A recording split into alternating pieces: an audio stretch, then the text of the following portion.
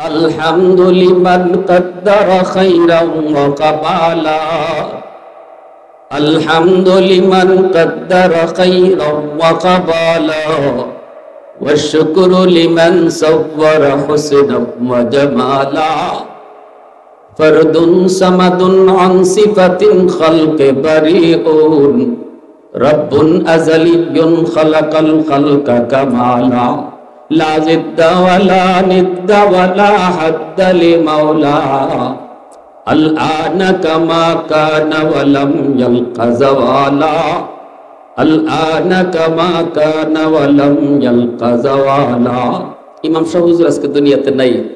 আলী আকবর সাহেব রাহিমাহুল্লাহ মুস্তাজাবুদ দাওয়া ছিলেন, যিনি হাত উঠাইলেই আল্লাহর দরবারে কবুল হয়ে যাইত। দরগার ইমাম সাহেব হুজুরের ফিজের নামাজ পড়ছেন নি আপনারা কেউ? নাই কেন কেউ? আমি খাদ্য মাদ্রাসা যখন পড়ি তখন একবার পড়ছি। মদনী রহমতুল্লাহ আলী আসতেছেন, মদনী রহমতুল্লাহ আলী আসতেছেন, এয়ারপোর্ট থেকে আমরা রিসিভ করবো। খাতিয়ার সাহেব তখন আসেন, আল্লাহর বলি কুতবে জমান, ইনি তখন আসেন। খাতিয়ার সাহেবরে তো দেখছেন আপনারা, এখানে অনেক মুরব্বী আসেন না? খাতিয়ার সাহেব তো আল্লাহ আল্লাহ আল্লাহ আল্লাহর বলি আমারে কুলো লইয়া লইয়া বড় করছেন। খাদ্যার সাহেব আমারে কুলো লইয়া চুমাইয়া চুমাইয়া বড় করছেন। আর খালি কইতা ও বা উস্তাদ হল, আমার উস্তাদ হল ও সিনোনি, তোমরা ওর বেটারে সিনোনি সিনোনি। উস্তাদ হুজুর আমরা তো চিনি, আমরা নাসি, আমরা বড় মায়ার ছাত্র। হুজুর না না, খালি নাসির না, কও নাসির উদ্দিন সিপাহ সালার। আমি খাইতে ওয়াজও গেলে এখনো নাজিম শাহ হুজুর এই কথা কইয়া খাইতে দিন। নাজিম শাহ হুজুর বাবা খাইতের সাহেব কইতা যে না, খালি নাসির কইও না, কও নাসির উদ্দিন সিপাহ সালার। শাহজালাল মুজরুদ ইয়ামনি রহমতুল্লাহ আলাইহির সাথে যে নাসির উদ্দিন সিপাহ সালার আসছিলেন, ওইভাবে খাইতের সাহেব কইতা। আর উস্তাদরা কইন এত মায়া করছেন। ওই খাইতের সাহেব রাহিমাহুল্লাহ তিনি আমাদেরকে নিয়ে রওনা দিয়েছেন, মদনী রহমতুল্লাহ আলাইহি আসবা, ওনারে এয়ারপোর্টে রিসিভ করতে হবে। 14টা গাড়ি নিয়ে খাইতের দিকে রওনা দিছি। যখন খালি আমরা খেত গেছি, এই শাহজালাল মাজারের দ্বারা গেছি, তখন আসরের নামাজের টাইমে গেছে। তখন হুজুররা বলতেছেন বাবা আমরা নামাজটা ফিরে লাই, এখানে আশেপাশে কোনো মসজিদ দরকার যাওয়া দরকার নাই, দরগাটা একটু দূর। আবার হুজুর এখানে নামাজ পড়েন, বহুত বড় হুজুর, নামাজ আবার কিরকম হয় দেরি, যদি ওই জায়গা বরং আমরা একটা জামাত ফিরে লাই, নাইলে আবার তাই কোন সময় বিমান থেকে নামিয়ে যে বাগা আমরা রিসিভ করতে পারতাম না। কেউ কিন্তু যাইও না, সবাই আমরা এখানে নামাজ পড়বো। আমি সময় শুধু তো আমার দিলের ভিতরে জোশ আইছে, আল্লাহরে খালি দরগার ইমাম শাহ হুজুরের নাম শুনি আর খাত্যার সাহেবের মুখে খালি ওনার গুণগানই শুনি। জীবনে কোনোদিন ওনার পিছে নামাজ পড়ার সুযোগ আর হইব কি হইব না। দরগার দাঁড়াইয়া নামাজটা দরগা ছাড়া আরেক কান্ন ফরি লিতাম, আমার মনে মানতেছে না। আমি এই সময় পিতৃ কি করবো কি না, কি করবো কি না। উস্তাদের কাছ থেকে যদি অনুমতি নেই, জীবনে অনুমতি দিতা না। তো আমার একটা ক্লাসমেট ছিল, ওরে কইতেছি দোস্ত এক কাজ কর, চল হুজুরের না কইয়া যাই গিয়া। তা আমারে কয় তুমি যে যাইতে এই সাহস তুমি কেমনে করো? যদি গেলে পরে আমরা ইয়া গাড়ি না পাই, গাড়ি যদি জায়গা এয়ারপোর্ট তখন কিতা করবা? আমি কইরে বাই গাড়ি ফাই না ফাই দেখুনে পরে আগে যাই গে। আমার দিলের ভিতরে এমন একটা তুফান শুরু হয়েছে, হুজুরি হয়েছে নামাজ পড়তাম, কইয়া হেরে লই আইছি। সব ছাত্র উস্তাদের চোখে ফাঁকি দিয়ে আমরা আইছি দরগা। আইয়া দেখি নামাজ পড়াই তো শুন, আমিও নামাজে দাঁড়াই গেছি। নামাজে দাঁড়াইছি আর মনে মনে তো বিষয় তো বুঝই নই কি আবেগ নিয়ে আইছি। নামাজও দিলের ভিতরে একটা ভাব আইছে, ও আল্লাহ ভাবছিলাম আমি নিশ্চিত আমি গাড়ি মিস করব, কারণ এত বড় বুজুর্গের পিছনে নামাজ পড়তেছি। এখানে নামাজ কি আর আমরার মতো খালি মাথা তুলনার নামানি হইব? এখানে তো অবশ্যই অত্যন্ত বিনয়ের সাথে দেরিতে হইব। কিন্তু দেখলাম আল্লাহর ওলি, কত বড় যে ওলি উনি, ইনি বুঝতেছেন ওনার পিছনে কত মানুষ কত অসুবিধা লইয়া নামাজও আইছে। কেউ দোকানে শাটারটা কোনো রকম অর্ধেক ফালাই আইছে, নামাজও দেরি হইলে পরে দোকান থেকে মাল চুরে লই যেতে পারে। কেউ আইছে গাড়ি তুইয়া নামাজটা পড়তো ব্যস্ত। এই অবস্থায় এই যখন নামাজও হারাইছেন, ও আল্লাহ আমরার যতক্ষণ সময় লাগে এর থেকে আরো কম সময় লাগছে। রুকু সেজদা সব ইতমিনানের সাথে আদায় কইরাও নামাজ শেষ। এখন আমি নামাজটা শেষ করে আল্লাহ এত সুন্দর নামাজ পড়লাম, তাড়াতাড়ি দোস্ত চল তাড়াতাড়ি যাই। আইয়া দেখি আমরা হুজুররা খালি সালাম ফিরাইছি, পাইলিছি না নি? শুকরিয়া আদায় করলাম আল্লাহর কাছে। পরে আমার উস্তাদরে কইলাম, উস্তাদজি তাই অত বড় বুজুর্গ, তাই অত তাড়াতাড়ি নামাজ পড়লা কেন লাগে? কইলে বাবা এটা হইছে আল্লাহওয়ালাদের পিছনের হালত, ওরা দেখে কে কোন হালতে নামাজে দাঁড়াইছে। উনি জমাত যখন পড়ায় তখন উনি মুসল্লিদের খেয়াল রাখে, এটা আল্লাহ রসুলের সুন্নত। নবীজি বলছে ইমাম সাহেব সর্বদা মুসল্লিদের খেয়াল রাখবে, মুসল্লিরা কোন ধরনের কেরাত পছন্দ করে, কতটুকু লম্বা কেরাত পছন্দ করে, এটা ইমাম সাহেব খেয়াল রেখে নামাজ পড়াইতো। নবীজির কাছে মুসল্লিরা অভিযোগ দিছিল, ইয়া রাসূলুল্লাহ আমরা এশার নামাজও জমাতো আইন তাই এত লম্বা কেরাত ধরুন, সারাদিন কাম কাজ করে আমরা এশার নামাজ আইছি, নবীকে আমরা কষ্ট হয়ে জায়গা। আল্লাহ রসুল ইমাম সাহেব আইনা শাসাই দিয়েছেন, সাবধান লম্বা কেরাত পড়বায় না। তাই এইভাবে নামাজ পড়াইছেন। আর যদি 2 রাকাত নামাজ দেখো, ওনার ব্যক্তিগত নামাজ, নফল নামাজ অথবা সুন্নত, যেটা উনি পড়তেছে, যার ওনার পিছনে কোনো লোক নাই, মুসল্লি নেই, উনি একা পড়তেছে, এই 2 রাকাত নামাজ শেষ পর্যন্ত অপেক্ষা করতে তোমার আধা ঘন্টা সময় লাগবে। খাচ্চার সাহেব একদিন উনার পিছনে নামাজ, ফজরের নামাজ পড়ে হুজুর মিম্বরে বইয়া কইল, হুনো বাবারা আজকে এশার নামাজ, আমি আজকে দরকার ইমাম সাহেবের পিছনে নামাজ পড়ছি, উনি ইমাম আমি উনার পিছে। উনি কেমন বুজুর্গ শোনো, এক বুজুর্গ আরেক বুজুর্গের ঘটনা শোনাইতেছে, এক ওলি আরেক ওলির ঘটনা শোনাইতেছে। উনি কইতেছে আমি যখন রুকু থেকে সোজা হইয়া দাঁড়াই, আমি দেখি দরগার ইমাম সাহেব রুকু থেকে সোজা হইয়া দাঁড়ান না, ইনি না দাঁড়াইও সেজদার জাঙ্গিয়া, অথচ রুকু থেকে সোজা হইয়া দাঁড়ানি ওয়াজিব। মাসলা জানেন না আপনারা? একজন মানুষ রুকু থেকে একবারে ফিট সোজা হইয়া যদি না দাঁড়ায়, সামি আল্লাহু লিমান হামিদা রাব্বানা লাকাল হামদ, এই সময় ফিটটা সোজা হইতো। যদি আপনার ফিটটা বাঁকা হই থাকে আর আপনি সেজদা জাঙ্গিয়া, ওয়াজিব তরকের গুনাহ হইব। যদি ইচ্ছা করে করুন নামাজ বাতিল, সেজদা দেওয়া লাগবে, এত বড় কবিরা গুনাহ হইব ওয়াজিব তরকে। তো কাচ্চার সাহেব কোন আমি দেখি দরগার ইমাম সাহেব সোজা হইয়া দাঁড়ান না, ওয়াজিব তরক হইতেছে, উনি একটু ফিটটা তুললেই আল্লাহু আকবার করে সেজদা জাঙ্গিয়া। তো খাচ্চার সাহেব নামাজ শেষ হয়েছে বলে সকলে তো দরকার ইমাম সাহেবরে জিগাইবার ক্ষমতা আসেনি, যে যারে জিগাই তো পারে।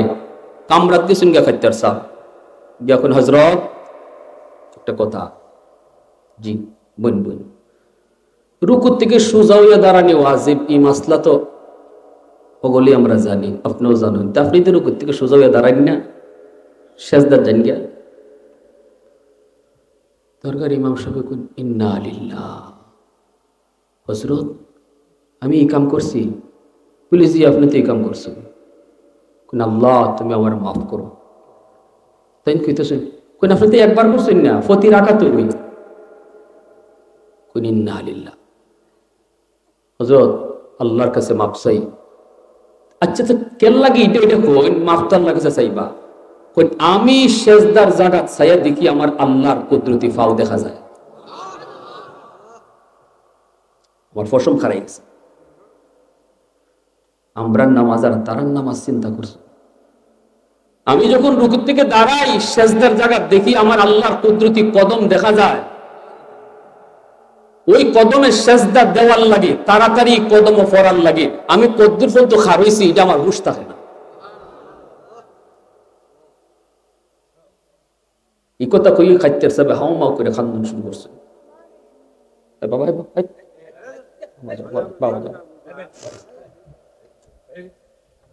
কোন বাবা খাইতে সাবে কোন এগানো মাসলা সন্ত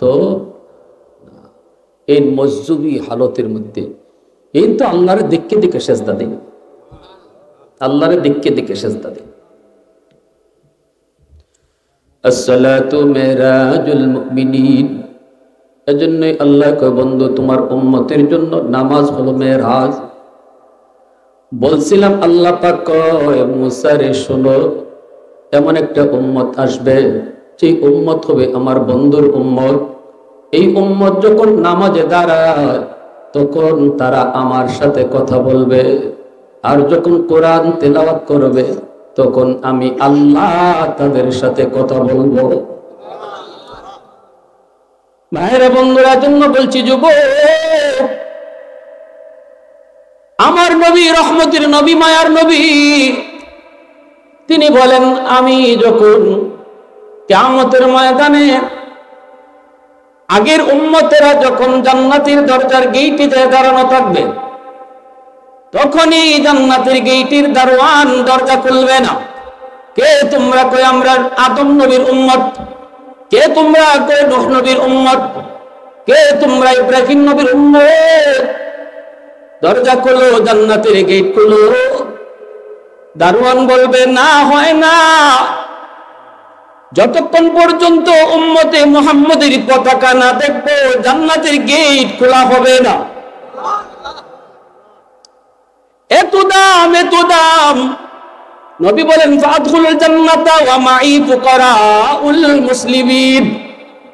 আমি নবী সবার আগে জান্নাতে ঢুকবো, আর আমার উম্মতের ভিতরে যারা গরিব নামাজি দিনদার, এই গরিব উম্মতরা আমার সাথে সবার আগে জান্নাতে ঢুকবে। এত দাম, এত দাম নবী নবীর গরিব উম্মতদেরকে দিয়েছেন। আমার নবীকে অনেকেই বলে গরিব। নবী আল্লাহর কাছে দোয়া করেছেন, আল্লাহ আল্লাহ আমাকে তুমি গরিবী হালতে দুনিয়াতে রাখো, মরণও তুমি গরিবী হালতে দিও, কিয়ামতের ময়দানে গরিবদের সাথেই তুমি আমাকে হাসরের ময়দানে উঠাইও। আল্লাহুম্মা আমিতনি মিসকিনা ওয়াহশুরনি মিসকিনা ওয়া জুমরাতিল মাসাকিন। আম্মা জান আয়েশা বলে, নবী গো এই দোয়া কেন করলেন? সারা জীবন আপনি গরিব থাকতে চান? নবী কয়, হ আয়েশা, আমি গরিব থাকতে চাই। গরিবী হালতে মরতে চান? কয় হ, গরিবী হালতে মরতে চাই। গরিবদের সাথে জান্নাতে হাসরের মাঠে উঠতে চান? নবী কয় হ। কেন গো নবী? নবী কয় কারণ হলো গরিব জান্নাতে 500 বছর আগে ঢুকবো। কয়শো বছর? জোরে বলেন, আরো জোরে বলেন, কয়শো বছর? একজন দোকানের মালিক ধনী, দোকানের কর্মচারী গরিব। মালিকও যদি নামাজি হয়, কর্মচারীও যদি নামাজি হয়, মালিকও যদি আল্লাহরে ভয় করে, কর্মচারীও যদি সমান ভয় করে, দুজনই সমান ক্যাটাগরির মুত্তাকি, সমান ক্যাটাগরি আল্লাহওয়ালা, সমান ক্যাটাগরি আল্লাহকে ডরায়, এই দুজন যখন জান্নাতে ঢুকবো, আমল কিন্তু দুজনের সমান, জান্নাতে দুজন সমান ঢুকবার কথা। কিন্তু নবী কয় শুধু ধনী আর গরিব হওয়ার কারণে গরিব ওই মালিকের 500 বছর আগে জান্নাতে যাইব। কেন? কি জন্য? এটা আল্লাহর ইনসাফ। এটা আল্লাহর ইনসাফ। কারণ আল্লাহ পাক রব্বুল আলামিন ওই ধনীকে দুনিয়াতে সুখ দিছে, আরাম দিছে গরিব থেকে বেশি, ঠিক না? ধনী মন যা চাইছে তা খাইতে পারছে, ধনী মন যা চাইছে তা পড়তে পারছে, ধনী মন যেভাবে চাইছে এইভাবে ঘুমাইতে পারছে, দিছে কেনায়। কিন্তু গরিব মন যা চায় তা পায় না। কিন্তু এরপরে আল্লাহ পাকের উপরে সবর ছিল, এরপর আল্লাহর উপরে সে খুশি ছিল, বিদেশে নামাজ পড়ছে, বিদেশে বউরে পর্দার ভিতরে রাখছে, বিদেশে বিবি বাচ্চা গুলারে দিনদার বানাইছে। বোঝা গেল সে আল্লাহর উপরে খুশি। আল্লাহ তুমি আমারে গরিব বানাইছো, এরপরে আমি খুশি। আল্লাহ কত বান্দা তুই যে সবর করছ, এজন্য কিয়ামতের ময়দানে যখন সুখ শান্তির জায়গায় ঢুকাবো, তখন ধনীরে তোর পরে রাখবো। আল্লাহু আকবার, জোরে কোন না।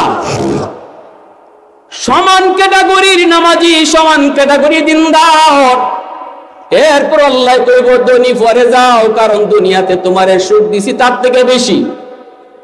অতএব আজকে গরিব তোমার আগে সুখের জায়গায় ঢুকবো। তাও একদিন দুই দিন নয়, দুনিয়াতে ধনী বেশি ছিল 10 বছর, 60 বছর, 70 বছর, তার থেকে বেশি ছিল সুখে। কিন্তু আল্লাহ পাক কত বড় ইনসাফ ওয়ালা মালিক। আল্লাহ কয় গরিব রে তুমি যে ধৈর্য ধরছো, এর বদলা হিসাবে ধনী থেকে 70 বছর আগে তোমারে জান্নাতে দিমু না, বরং 500 বছর আগে তোমারে জান্নাত দিমু। এজন্যই মায়ার নবী, দয়ার নবী কয় গরিব 500 বছর আগে জান্নাতে যাইব। উসমান গনি রাদিয়াল্লাহু তাআলা আনহু কয় নবী গো, ওগো নবীজি, আল্লাহ আমাকে ধন দিয়েছে, দৌলত দিয়েছে, আমি তো হারাম পন্থায় সম্পদ কামাইছি না, আমি তো হারাম পন্থায় ধনী হইছি না, হালাল পন্থায় ব্যবসা করে ধনী হইছি। এই টাকা থেকে আমি যাকাত দেই, এই টাকা থেকে আমি এমন গরিব দুঃখীরে দান করি, অভাব মানুষে দান করি, আত্মীয় স্বজনকে দান করি। এমনকি মদিনার মানুষ এমন কোন মানুষ বাকি নাই উসমান গনির দান পায় নাই, উসমান গনির সহযোগিতা পায় নাই। সেই উসমান গনি তিনি দাঁড়ায় গেছেন, ইয়া রাসূলুল্লাহ, আমি ধনী হওয়ার কারণে আমিও কি 500 বছর পরেই জান্নাতে যাইমু? সুবহানাল্লাহ, জোরে করুন। আল্লাহর নবী রহমতের নবী তখন জবাব দিয়ে উসমান, তুমি আশারে মুবাশশারার সদস্য হতে পারো, দুনিয়ার থাকতেই তুমি জান্নাতের সার্টিফিকেট পাইছো এমন সাহাবী। শুধু তাই না, তুমি জিন্নুরাই, তোমার ঘরে আমার দুইটা কলিজার টুকরা মেয়ে, তুমি আমার জামাতা, তুমি আমার দামান। তাও এক মেয়ে মারা যাওয়ার পরে আরেক মেয়ে তোমার কাছে বিয়ে দিছি। সুবহানাল্লাহ, জোরে করো। উসমান গনি রাসূলের কি হন? মেয়ের জামাই। কয় মেয়ে জানেন না আপনারা? এক মেয়ে দিছেন, এই মারা যাওয়ার পরে আরেক মেয়ে বিয়ে দিছেন। এত মায়া নবী তখন তারপরে বলতেছেন, তুমি আমার জামাই হতে পারো, দুনিয়ার থেকে জান্নাতের সার্টিফিকেট তুমি পাইতে পারো। তবুও রে উসমান, আমি নবী যা কইছি নিজের থেকে কই নাই, আমার আল্লাহ আমারে কইছে। কিয়ামতের ময়দানে জান্নাতে যাওয়ার পালায়, জান্নাতে যাওয়ার প্রতিযোগিতায় যারা তোমার কাছ থেকে সাহায্য নিয়ে চলছে, গরীব সাহাবী, এরাও তোমার 500 বছর আগে জান্নাতে যাইব। উসমান গনি রাদিয়াল্লাহু তাআলা আনহুর চোখ থেকে দরদর করে পানি পড়ে, নবী গো, সাহাবায়ে কেরাম রাদিয়াল্লাহু তাআলা আনহুম তাদের টার্গেট তো শুধু জান্নাতে যাওয়া, ঠিক কি না? দুনিয়ার সম্পদের প্রতি তো তাদের কোনো লিপ্সা নাই, তাদের টার্গেট হলো জান্নাতে আমি আগে যাইতাম, উঁচু জান্নাত পাইতাম, চিরস্থায়ী জান্নাতের মেহমান হইতাম। উসমান গনি যখন শুনছেন ইনি পরে যাবেন, গরিবরা আগে যাইব, উসমান তো কান্না শুরু করে দিয়েছে, ইয়া রাসূলুল্লাহ, আমার এই সম্পদের কি প্রয়োজন, আমার এই সম্পদের কি প্রয়োজন গো নবী? এই সম্পদ, যেই সম্পদ আমারে জান্নাতে আগে যেতে দেয় না, এই সম্পদ, যেই সম্পদ আমাকে জান্নাতে আগে যেতে দেয় না, এই সম্পদ দিয়ে আমি কি করব? আল্লাহর নবী রহমতের নবী কয়, উসমান, কারণটা জানতে চাও নাকি? উসমান গনি কয়, নবী গো, কারণটা কি একটু জানতে মন চায়। আমি তো সম্পদের হক আদায় করি, আমি তো হালাল পথে কামাই, হালাল পথে সম্পদ ব্যয় করি, সবাইরই সাহায্য সহযোগিতা করি, তাহলে আমি কেন পরে যাইমু? নবী কয়, উসমান, কারণ জানতে চাও বলে? হ। আল্লাহ নবী কয়, তাহলে তুমি নিজে দাঁড়াও। ভরপুর মসজিদে নববীতে সাহাবায়ে কেরাম, নবী তখন বলে, উসমান একটু দাঁড়াও, দাঁড়ায় কও সকাল থেকে পর্যন্ত কি খাইছো? উসমান গনি কয়, নবী গো, ঘুম থেকে উইটা বাসি রুটি, নাস্তার টাইমে নাস্তা, দুপুরে ভুনা গোশত রুটি। আল্লাহর নবী কয়, উসমান, খানা খাইছো হালাল, হিসাবও তোমার সঠিক, কিন্তু মনে রাখো একদিনের হিসাব চাইছে আমি নবী, জবাব দেওয়া লাগছে 3টা। কথা কোন লাগছে কয়টা? জোরে কও, কথা কোয়া লাগছে কয়টা? ঘুম থেকে ওইটা বাসি রুটি, নাস্তার টাইমে নাস্তা, দুপুরে ভুনা গোশত রুটি। কথা কইছো 3টা, সময় লাগছে বেশি। এইবার আল্লাহ নবী কয়, আমার গরিব সাহাবী আব্দুল্লাহ ইবনে মাসউদ, ও আব্দুল্লাহ, তুই একটু দাঁড়াও। মসজিদে নববীর কোণার মধ্যে বসে আছেন আব্দুল্লাহ ইবনে মাসউদ। নবীজি ডাক দিয়ে, আব্দুল্লাহ একটু দাঁড়াও। আব্দুল্লাহ সাহাবীদের সামনে দাঁড়ান। নবীজি বলতেছে, আব্দুল্লাহ একটু কও সারাদিনে কি খাইছো? আব্দুল্লাহ ইবনে মাসউদ কথা কইতে পারে না, চোখ থেকে দরদর করে পানি পড়ে আর কান্দে, আর কই, নবী গো, আপনি না জিগাইলে আমি কখনো বলতাম না গো নবী। ওগো নবীজি, ঘুম থেকে উঠা পর্যন্ত, ঘুম থেকে নিয়ে এই পর্যন্ত, উঠা থেকে নিয়ে এই পর্যন্ত আমি আব্দুল্লাহ একটা খেজুরও খাইতে পারি নাই। আল্লাহর নবী রহমতের নবী তিনি দেখতেছেন আব্দুল্লাহ ইবনে মাসউদের চোখ থেকে দরদর করে পানি পড়ে। নবীজিও কান্দেন, সাহাবায়ে কেরামও কান্দেন। অনেক উঁচু মাপের একজন সাহাবী। ইনি তো সারাদিনে কিছুই খায় নাই, কিছুই তিনি খান নাই। আল্লাহর নবীও কান্দেন। এইবার নবীজি বলেন, উসমান রে, হিসাবটা এখন বুঝো। ও উসমান, একদিনের হিসাব, একদিনের খানার হিসাব, কথা কোন লাগছে তোমার 3টা, সময় লাগছে 3 কথায়, কম না বেশি? আর আমার আব্দুল্লাহ 1 কথায় জবাব দিছে, কিছুই খাই নাই। হিসাব শেষ। কিয়ামতের ময়দানে আল্লাহ পাক যখন লাইন ধরায় হিসাব নিব, লাইন ধরায় যখন হিসাব নিব, তোমার মতো ধনীরা যখন আল্লাহর সামনে আইব, আল্লাহ কইব, হিসাব দাও সম্পদের। মিম্মা লিহি মিন আইনা ইকতাসাবাহু ওয়া ফিমা আনফাকা, কোন পদে সম্পদ কামাই করেছো, কোন পদে সম্পদ ব্যয় করেছো। এই হিসাব না দিয়া কেউ সামনে যাইতে পারবে না। ওই সময় তুমি উসমান, সম্পদ বেশি হওয়ার কারণে তোমার সময় লাগবে বেশি। জবাব তুমি ঠিকই দিবা, কারণ হালাল পথে কামাই করেছো, হালাল পথে ব্যয় করেছো। জবাব তোমার ঠিকই হইতেছে, কিন্তু সময় লাগতেছে বেশি। তোমার পিছনেই দাঁড়ায় থাকবে আমার আব্দুল্লাহর মতো গরীব। আল্লাহ পাকের মায়ার নজর যখন গরিবের দিকে পড়বে, আল্লাহ তখন কইব, বান্দা তুই বাইপাস আয়। আমার উসমানের পিছনে দাঁড়ায় থাকলে তোর কষ্ট হবে, কারণ সম্পদ বেশি, সময় লাগবে বেশি। আয় তুই বাইপাস হিসাব দিতে আয়। তখন আব্দুল্লাহর মতো গরিব সাহাবীরা বাইপাস যাবে হিসাব দেওয়ার জন্য। আল্লাহ কইব, কি কামাইছো, কেমনে কামাইছো, কেমনে ব্যয় করছো। ওই একদিনের হিসাবের মতোই কইব, এই ছিল, এই কামাইছি, এমনে ব্যয় করছি। এইদিকে তোমার হিসাব এখনো অনেক বাকি। এজন্যই আল্লাহ গরিবকে ধনীর 500 বছর আগে আল্লাহ জান্নাত দিব। আলহামদুলিল্লাহ কদ্দারা খাইরাও ওয়া কাবালা, আলহামদুলিল্লাহ কদ্দারা খাইরাও ওয়া কাবালা, ওয়া শুকরু লিমান সাওয়ারা হুসনাও ওয়া জামালা। ফরদুন সামাদুন আন সিফাতিন খালকে বারিউন, রব্বুন আযালিয়্যুন খালাকাল খালকা কামালা। লা জিদ্দা ওয়ালা নিদ্দা ওয়ালা হাদ্দা লিমাওলা, আল আনা কামা কানা ওয়ালাম ইয়ালকা যাওয়ালা, আল আনা কামা কানা ওয়ালাম ইয়ালকা যাওয়ালা। একটু আওয়াজ দিয়ে এখন আল্লাহু আকবার। মুসলমানের আওয়াজে আল্লাহু আকবার। বাস্তবে কিন্তু আমার নবী গরিব ছিলেন না, নবী কিন্তু বহুত বড় ধনীর ছিলেন। নবীর কিন্তু অনেক সম্পদ ছিল, কিন্তু নবীজি সব সম্পদ আল্লাহর রাস্তায় দান করে গরিব হয়ে গেছেন। আল্লাহ নবী, রহমতের নবী, মায়ার নবীর আব্বা আব্দুল্লাহ। নবীজির আব্বার নাম কি? নবীজি দাদার নাম কি? Abdul Muttalib. আব্দুল মুত্তালিব ছিলেন মক্কার প্রেসিডেন্ট। নবীজির দাদা আব্দুল মুত্তালিব হলেন খানায়ে কাবার মুতাওয়াল্লি।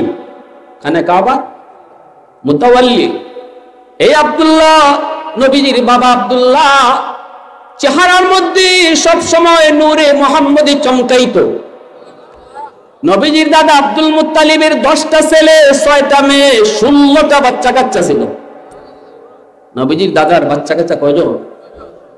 নবীজির বাপ চাচারা হলেন 10 জন, আর নবীজির ফুফু হইলেন 6 জন। কয়জন? এই 16 জনের পরিবার আব্দুল মুত্তালিবের।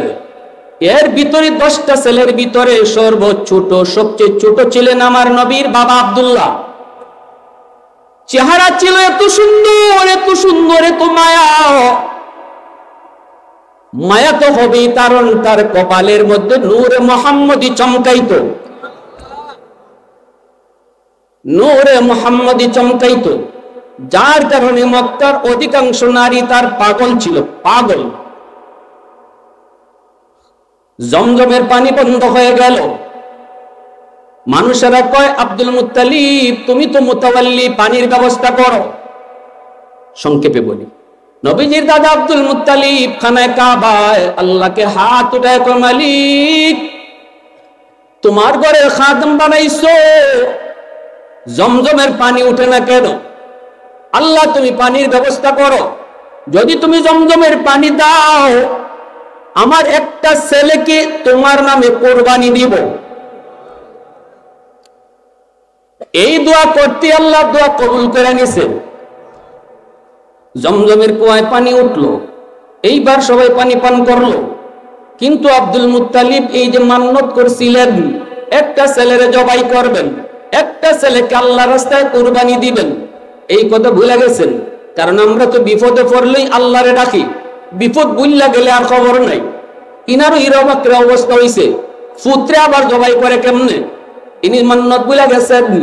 আল্লাহ পাক রব্বুল আলামিন স্বপ্ন যুগে 3 দিন দেখাইছে, মান্নত পুরা করো নইলে গজব আসবে, মান্নত পুরা করো নইলে গজব আসবে।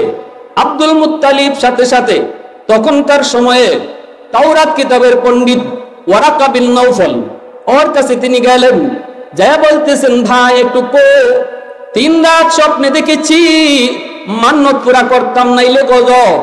ওয়ারাকায় কয় তাড়াতাড়ি মান্নত পুরা করো, মান্নত পুরা করো নইলে গজব আসবেই, মান্নত পুরা করো। 10টা ছেলেকে আব্দুল মুত্তালিব ডাকলো, ডাইকা বলল, বাবা ও বাবা, আমি তো এইরকম মান্নত করেছিলাম যার কারণে জমজমের কুয়ায় পানি এলো, এখন তো মান্নত পুরা করা লাগবে। তোমাদের কাউকে না কাউকে কোনো একজনকে আল্লাহ রাস্তায় কুরবানি করব, বলো কে রাজি আছো? নবীজির চাচা আবুল আহাব, আফন চাচা কিন্তু নবী। আবুল আহাব নবী কি? আবু জাহেল কিন্তু আফন চাচা না, শাস্তুলি চাচা। আবু জাহেল হইল শাস্তুলি চাচা, আর নবীর আফন চাচা হইল আবুল আহাব। শুরু হাল থেকে ওই সময় থেকে শয়তান আছিল। ওইটা কয় আব্বা মান্নত করার সময় আমার নাম লইসলাই না তা? হয় না, হয়তো আমি গেলাম, আমার নাম যখন কইছো না আমি গেলাম, তুমি তোমার বোঝো। আবুল আহাব চলে গেল, হামজা চলে গেল, সবাই একে একে চলে গেল। কে নিজে কুরবানি হইতো? কে নিজে কুরবানি হইতো? কেউ তো থাকে না। 10 জনের ভিতর 9 জন চলে গেল, কয় আমি রাজি না, আমি কুরবানি হইতে রাজি না। একজন তিনি দাঁড়ায় রইলেন, তিনি আর কেউ নন, তিনি হলেন আমার নবীর আব্বা আব্দুল্লাহ। ছোট ছেলেটা দাঁড়ায় রয়েছে, ছোট ছেলে দাঁড়ায়, আব্বা আপনি মান্নত পুরা করেন, আমি আমার কল্লা দিয়া দিলাম আমার আল্লাহকে খুশি করার জন্য কল্লা দিলাম। বাবা আমি দিয়া দিলাম, আমাকে ধৈর্যশীলদের ভিতরে পাইবেন, আমি কোনো হাউমাউ করব না, চিল্লানিও দিব না, মান্নত পুরা করেন।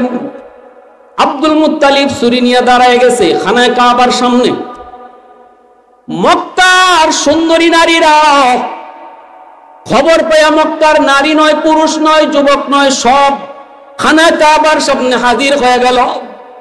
নারীরা গলায় ছুরি দিয়া কয়, ও আব্দুল মুত্তালিব, তুমি যদি আব্দুল্লাহরে জবাই করো, আমরা একে একে সবাই নিজের গলা কেটে ফেলবো।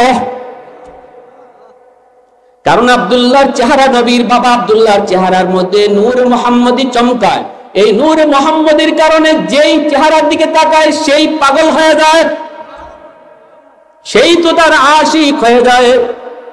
এজন্য মক্কার নারীরা কয়, সুন্দরী নারীরা, শুধু নারীরা নয়, যুবকরা পর্যন্ত কয়, আব্দুল্লাহরে যদি আপনি জবাই করেন, আমি নিজে নিজে জবাই হয়ে যাব, নিজে নিজে জবাই হয়ে যাব। পরিস্থিতি অনেক ভিন্ন, পরিস্থিতি মুহূর্তের ভিতরে ভিন্ন রূপ ধরলো। সাথে সাথে ওয়ারাকা বিন নওফল সাথে হাজির। আব্দুল মুত্তালিব কয়, ও ওয়ারাকা একটু কও এখন কি করি, মান্নত কেমনে পুরা করি? অন্য কোন ছেলেই রাজি হয় না, যেই ছেলে রাজি হইছে এই ছেলেকে কুরবানি দিলে আজ এই মুহূর্তে মক্কার শত শত নারী আর যুবক নিজের জীবন নিজে দিয়ে দিবে। আল্লাহু এই অবস্থায় আমার ভাইরা ওয়ারাকা বিন নওফল কয়, আব্দুল মুত্তালিব 100টা উট আর আব্দুল্লাহ এই দুইটারে লটারি দাও, দেখো লটারিতে কার নাম উঠে, 100 উটের নাম উঠে নাকি আব্দুল্লাহর নাম উঠে। লটারি দেওয়া হয়, নবীর বাবা আব্দুল্লাহর নাম উঠে। দ্বিতীয়বার আবার লটারি দেয়, তখনও নবীর পিতা আব্দুল্লাহর নাম উঠে। তৃতীয়বার লটারি দেয়, তখনও আব্দুল্লাহর নাম উঠে। এইভাবে যতবার লটারি দেয় আব্দুল্লাহর নাম উঠে, তখন ওয়ারাকা বিন নওফল কয় 99 বার দেখো, 100 বারে যায় যেটা উঠবে এটাই ফাইনাল। 99 বার যখন দেওয়া হলো তখন আব্দুল্লাহর নাম আর বাকি আছে শুধু একবার দিলে পরে সিদ্ধান্ত ফাইনাল হয়ে যাবে। আব্দুল মুত্তালিব মনে মনে কয়, এখন যদি আমার ছেলে আব্দুল্লাহর নাম উঠে, আমি আমার মালিককে খুশি করার জন্য কে কি করলো দেখবো না, আমার আব্দুল্লাহরে জবাই করে দিব। আমার আল্লাহকে খুশি করার জন্য আমি আর কোনো দিকে তাকাবো না। আমার সন্তানের মায়া বড় নয়, আল্লাহর মায়া বড়, ঠিক কিনা? আমার কোনো কিছুর মায়া বড় নয়, আল্লাহর মায়া বড়। ওয়াল্লাযিনা আমানু আশাদ্দু হুব্বাল লিল্লাহ, মুমিনের কাছে আল্লাহর মহব্বত সবচেয়ে বড়। আওয়াজ দাও, ঠিক কিনা? সন্তান বড় নয়, আল্লাহ বড়। ভাই বড় নয়, আল্লাহ বড়। নেতা বড় নয়, আল্লাহ বড়। দল বড় নয়, আল্লাহ বড়। ভাই ছাড়তে পারি, আল্লাহ ছাড়তে পারি না। নেতা ছাড়তে পারি, ইসলাম ছাড়তে পারি না। না না, নেত্রী ছাড়তে পারি, ঈমান ছাড়তে পারি না। এর নাম হলো মুসলমান, ঠিক কিনা? এটা হলো ঈমানের রূল। যেই মাত্র আব্দুল্লাহর বাবা আব্দুল মুত্তালিব, নবীর দাদা, সিদ্ধান্ত নিল যে এখন ফাইনাল, আমার আব্দুল্লাহ নাম যদি উঠে আব্দুল্লাহরে জবাই করে দিব, দিল থেকে প্রস্তুত হয়ে গেছেন। আল্লাহ পাক কয়, আব্দুল মুত্তালিব, তোমার দিলের পরীক্ষায় তুমি পাশ করেছো। 100 বারের সময় লটারিতে নবীর আব্বার নাম উঠে নাই, 100 উটের নাম উঠছে। বলুন তো, বলুন দেখি, বলুন। ওই জমানায় একটা উট যার কাছে থাকতো সেই ধনীর লিস্টে নাম থাকতো। একটা উট। ওই জমানায় একটা উট যার ছিল সেই তার নামই ধনীর তালিকায়। সেই জমানায় নবীর দাদা আব্দুল মুত্তালিব 100টা উট জবাই করছেন। তাহলে আমার নবী গরিব? যুবক না, নবীজির দাদা আব্দুল মুত্তালিব ছেলেকে নিয়ে পড়লেন টেনশনে। মক্কায় শুধু বিয়ের প্রস্তাব, এখান থেকে ওখান থেকে সর্বদিক থেকে। ওয়ারাকা বিন নওফলের একটা মেয়ে ছিল, নাম মরিয়ম।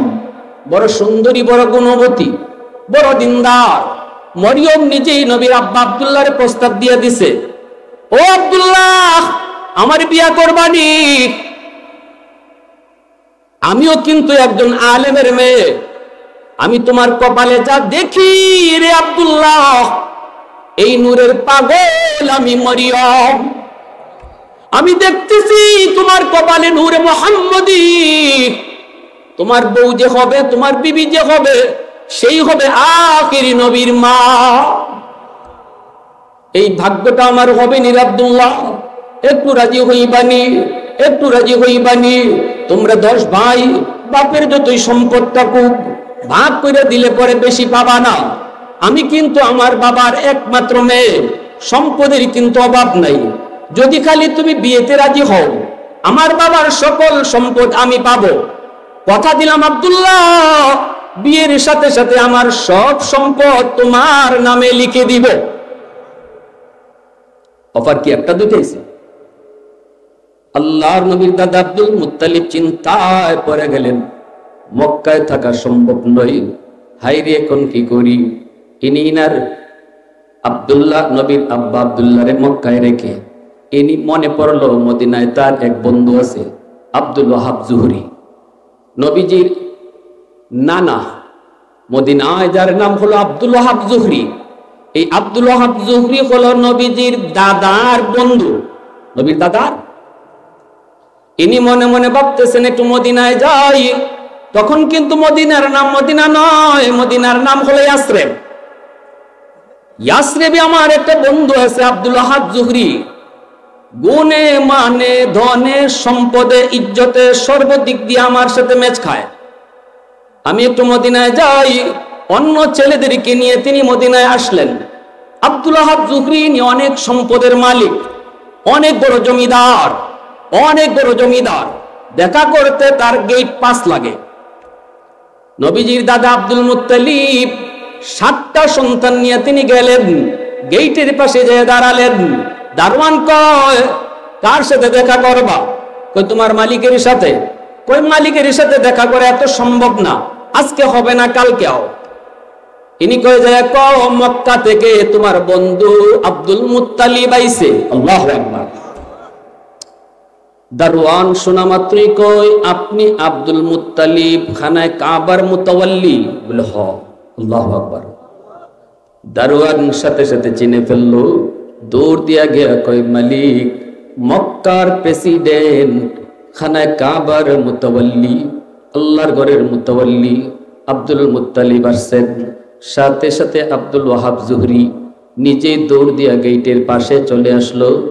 আইসাই বলতেছে, হাইরে আমি গরিবের বাড়ির কের ফাড়া, হাতির ফাড়া।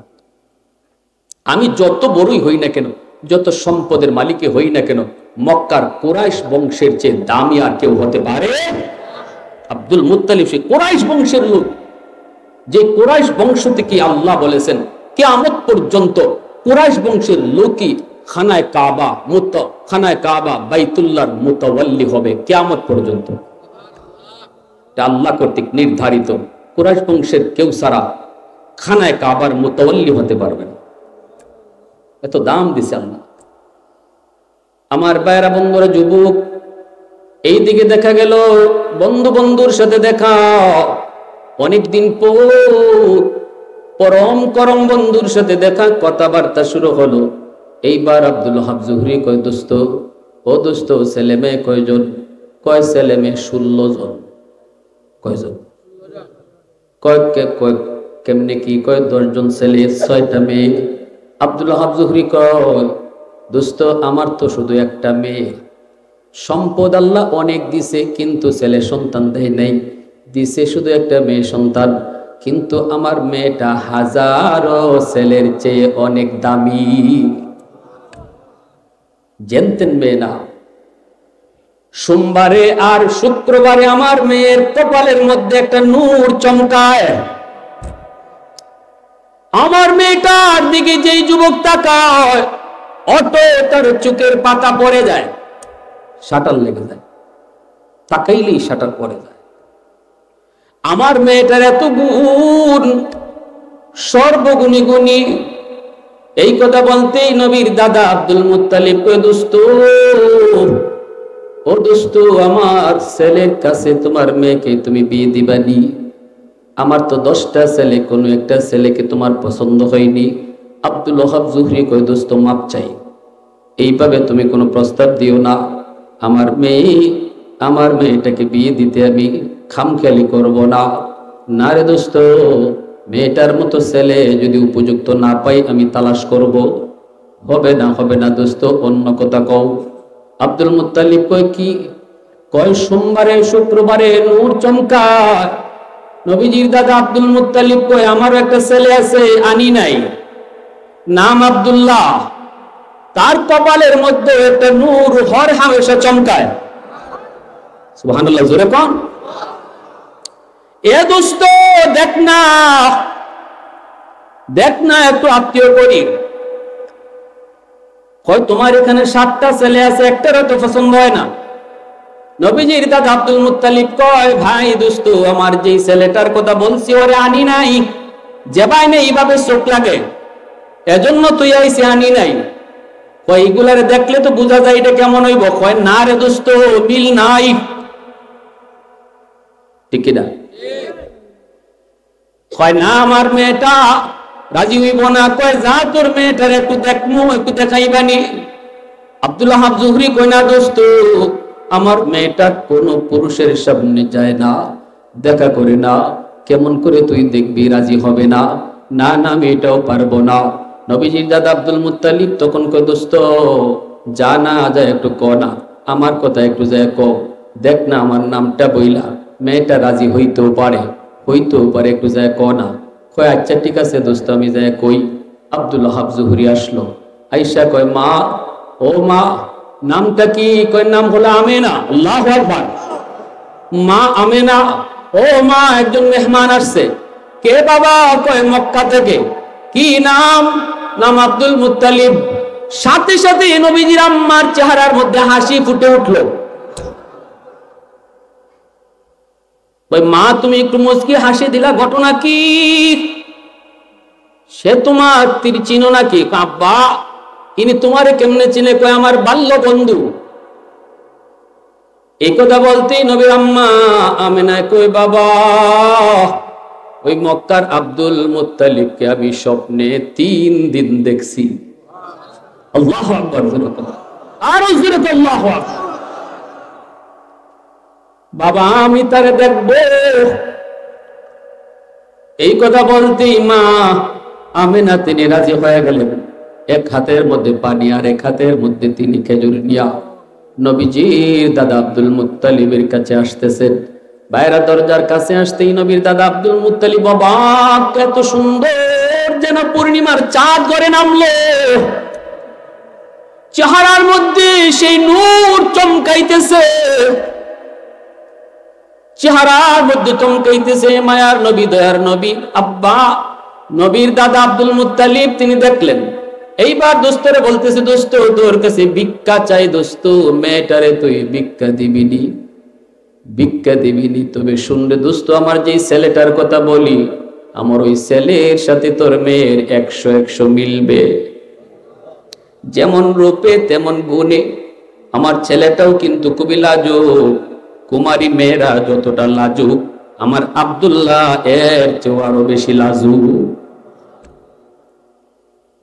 আব্দুল ওয়াহাব জুহরি কয় দোস্ত কেমনে কই তোরে, কেমনে কই মক্কার মেয়েদেরকে বিয়ে যারা করে এরা এক পাল্লায় মেয়ে রাখে আর এক পাল্লায় স্বর্ণ রাখে, কিন্তু আমি আব্দুল ওয়াহাব জুহরি মনে করেছি আমি ছেলে কিনে আনবো, আমি ছেলে এক পাল্লায় রাখবো আর এক পাল্লায় স্বর্ণ রাখবো যদি আমার পছন্দ মতো হয়। নবীজি দাদা আব্দুল মুত্তালিব কয় তুই আমার ছেলেটার একটু দেখ, তুই খয়চাতে দেখা। ওই ছেলেদেরকে পাঠাই দিয়েছে, বাবা যাও তো, যাও তোমরা তোমাদের ভাই আব্দুল্লাহকে নিয়ে আসো। তখন ওই ভাইয়ের আগে নিয়ে আসছে মক্কা থেকে নবীজির বাবা আব্দুল্লাহ রে। যেই মাত্র আমার নবীর আব্বা আব্দুল্লাহ রে মদিনার আব্দুল ওয়াহাব জুহরি দেখছে, দেখকে ওই চিৎকার দিয়ে কয় দোস্ত এটা তোর ছেলে। আল্লাহু আকবার জোরে কয়, এ দোস্ত তুই তো আমার কাছে ভিক্ষা চাইছিলি আমার মেয়ে, এখন তোর ছেলেরে দেখতে আমি তোর কাছে ভিক্ষা চাইতেছি। এই মদিনায় বিয়ে হয়ে গেল আমার নবীর বাবার সাথে আমেনার। আব্দুল ওয়াহাব জুহরির যত সম্পদ ছিল সব সম্পদ নবীর মার নামে। আল্লাহু আকবার জোরে কয়, এ বেঈমানের দল, নাস্তিকের দল, আমার নবীরে তোমরা গরিব কইয়া মিসকিন কইয়া গালি দাও। আমার নবীর নানার যত সম্পদ সব সম্পদ মার নামে, সেই সম্পদ আমার নবী একা পাইছেন। আল্লাহু আকবার জোরে কোন। এইদিকে দাদার এত সম্পদ, এই সম্পদের ভিতরে বাবার অংশে যা ছিল বাবার অংশে নবী সব পাইছেন। এরপরে আম্মাজান খাদিজাতুল কুবরা রাদিয়াল্লাহু তাআলা আনহা মক্কার সবচেয়ে বড় ধনী নারী, যে নারীর মক্কায় এমন কোন লোক ছিল না যে মানুষ খাদিজাতুল কুবরা রাদিয়াল্লাহু তাআলা আনহার সাহায্য পায় নাই। এত ধনী নারী, সেই নারীও তার সব সম্পদ বিয়ার আগে ওই আমার রাসূলের কাছে যখন বিয়ার প্রস্তাব নিয়ে আইছেন, নবীজি বলতেছেন আপনি আমার বিয়ার কথা কইয়া লাভ নাই, আমার চাচা আছেন আবু তালিব, আমার চাচা গার্ডিয়ান, চাচার কাছে যান, নিজে নিজে বিয়া করলে এটা হয়। তখন খাদিজাতুল কুবরা রাদিয়াল্লাহু তাআলা আনহা নবীজির চাচা আবু তালিবের কাছে হাজির। চাচা দরজা খুললে দেখে খাদিজা মক্কার সবচেয়ে ধনী নারী। কি ব্যাপার, গরিবের বাড়ি ধাতির পাড়া, কি ব্যাপার আপনি এখানে? তখন খাদিজা বলতেছেন আবু তালিব আমি যদিও ধনী কিন্তু তোমার সামনে কিছুই না, কারণ তুমি আরবের সবচেয়ে সম্মানী বংশের সম্মানী ব্যক্তি। এসেন কয়েক ভিক্ষা চাইতে এসেছি। কের ভিক্ষা? তুমি এত ধনী নারী, কের ভিক্ষা? কয় তোমার ভাতিজা মুহাম্মদকে আমি ভিক্ষা চাই। আল্লাহ রসুল কয় ই তো সাথে আসমানে পাইলাম। নবীজির চাচা আবু তালিব নবীজির কাছে গিয়ে কইতেছে ভাতিজা এই সুযোগ হাতছাড়া করা যায় না, যে ধনী সম্পদের অভাব নাই, ভাতিজা রাজি হয়ে যা। নবী কয় শর্ত আছে আমার, গিয়া খো বিয়া করতে রাজি আছি, শর্ত আছে 3টা, যদি রাজি হয় তাহলে বিয়া করবো। ঠিক আছে ভাতিজা, শর্তের কথা গিয়া কই, গিয়া কয় আমার ভাতিজা আপনারে বিয়া করব, তবে শর্ত আছে 3টা। খাদিজাতুল কুবরা রাদিয়াল্লাহু তাআলা আনহা কয় সব শর্ত মানব, যা কইব তাও। নবীর চাচা আবু তালিব কয় ভাতিজা রে শর্ত যখন লাগাইবি খুব কষ্টে আছি রে ভাতিজা, একদিন খাই না, কিছু কইস। বুঝছেননি? আল্লাহ নবী রহমতের নবী কয় এক নম্বর শর্ত হলো আমি আপনারে যেখানে রাখবো এখানেই থাকতে হইব, উপরে সাল আসেনি না নাই এটা খেয়াল করতে পারবেন না। আম্মাজান খাদিজাতুল কুবরা কয় আমি রাজি। আল্লাহু আকবার, জোরে কোন। মকমলের বিছানায় যে নারী ঘুমায় এই নারী আমার নবীর বিবি হওয়ার জন্য কয় উপরে সাল আসেনি না নাই এটা খুঁজতে পারতাই না, যেখানে রাখবো এখানে থাকবাইনি, ইনি কয় আমি রাজি আছি। আবু তালিব কয় বাতিজা একটু কইস। আল্লাহ নবী রহমতের নবী কয় 2 নম্বর শর্ত হলো তোমার যত সম্পদ, খালি কইতুই আবু তালিব কয় বাতিজা কইলা। রাসূল কয় সকল সম্পদ আল্লাহর রাস্তায় দান করে দিতে হবে। আবু তালিব কয় বাতিজা আমরা লাগে কুস্তুই না। খাদিজাতুল কুবরা আম্মাজান কয় সব সম্পদ দান করে দিবে। মক্কার যত গরিব মানুষ সমস্ত মানুষের কাছে নবীজি সব সম্পদ দান করে দিয়েছেন। আল্লাহু আকবার, জোরে বলেন। এত বড় ধনী নবী, সেই নবীও কয় আল্লাহ ধনী হয়ে মরতে চাই না গো মালিক, গরিবী হালতে তুমি মাইরো, মরণ দিও গরিবী হালতে, কিয়ামতের ময়দানে উঠাইও তুমি গরিবদের সাথে। জোরে কন্যা সুবহানাল্লাহ। এজন্য আল্লাহ বলছে লাকাদ মান্নাল্লাহু আলাল মুমিনিন ইয বাআসা ফীহিম রাসূলা। তোমাদের মাঝে সবচেয়ে বড় নিয়ামত হলো আমার বন্ধুরে তোমাদের মাঝে আমি পাঠাইছি তোমাদের ভিতর থেকে, কারণ তোমরা বিয়া শাদী করো, আমার বন্ধুও বিয়া শাদী করছে, বিয়া শাদী করার মাঝে কেমনে বিয়া শাদী করতায় এটা আমার রাসূলের জীবন থেকে শিখবায়। রাসূল তোমাদের মাঝে তোমাদের থেকেই পাঠাইছি, তোমরা ব্যবসা বাণিজ্য করো, আমার রাসূলও ব্যবসা করছে, কেমনে ব্যবসা করতায় এটা আমার রাসূলের কাছ থেকে শিখতায়। তুমি যদি বাবা হও তাহলে আমার রাসূলও বাবা হইছে, বাবা হিসেবে কেমনে সন্তান পালন করণ লাগে এটা আমার রাসূলের কাছ থেকে শিখতায়। তুমি যদি একজন সন্তান হও বাপ মার খেদমত কিভাবে করণ লাগে এটাও আমার রাসূলের কাছ থেকে শিখতায়। এজন্যই আমি রাসূল তোমাদের মাঝ থেকে পাঠাইছি। জোরে বলেন সুবহানাল্লাহ। তাহলে আমি বাবা হিসেবে রাসূলের জীবনে আদর্শ আসেনি না নাই? সন্তান হিসেবে আসেনি না নাই? হ্যাঁ, আল্লাহু আকবার। আমার ভাইয়েরা, বন্ধুরা, এজন্য আমার ভাই আজকে যার রুহের মাগফিরাতে আজকে তারা প্রতি বৎসরই মাহফিলের আয়োজন করে, এরকম সন্তানই দুনিয়াতে হওয়া চাই, যেই সন্তান বাপ মা মারা যাওয়ার পরে মা বাবার কথা ইয়াদ করবে, তাদের রুহের মাগফিরাতে একটু আল্লাহর রাস্তায় কিছু দান সদকা করবে, একটু খরচ করবে, তাদের কথা ইয়াদ করে দেওয়ার আয়োজন করবে, তাহলে মা বাবা কবরে শুয়েও সন্তানের খেদমত পাইতে থাকবে। কবরে থাকলেও বাপমার খেদমত করণ যায়, জানেননি আপনারা? কবরে রাখলেও বাপমার খেদমত করণ যায়। এর ভিতরে একটা হইল মা বাবার নামে আল্লাহর রাস্তায় কিছু সাহায্য করা, দান সদকা করা, দোয়ার আয়োজন করা। এই যে মা বাবার নামে একটা আয়োজন হয়েছে, কিছু টাকা পয়সা খরচ হয়েছে, দুইটা কথা মানুষে শুনতেছে, কিছু মানুষ কিছু কথা লইয়া যাইতেছে, আরে আমার রাসূলের এত বড় উম্মত হইয়া আমি আজকে কোন লাইনে চলতেছি, আমারে দেখলে তো আমার নবী উম্মত বোঝা যায় না। আমি ব্যবসা করলাম কিন্তু আমার রাসূলের কোনো তরিকা আমার ব্যবসাত নাই। আজকে থেকে যদি একজন মানুষ এই নিয়ত করেন আজ থেকে ব্যবসার মধ্যে মন গড়া তরিকায় কোনো ব্যবসা করতাম না, আমার রাসূলের তরিকায় ব্যবসা করবো, মাহফিলে আসা বসা আমাদের আওয়া সব সার্থক। কারা কারা রাজি আছে আমল করতে একটু হাত উঠে দেখান। আল্লাহ কবুল করো, জোরে করুন আমিন, আর জোরে বলেন আমিন। ওয়া আখির দাওয়ানা আনিল হামদুলিল্লাহি রাব্বিল আলামিন।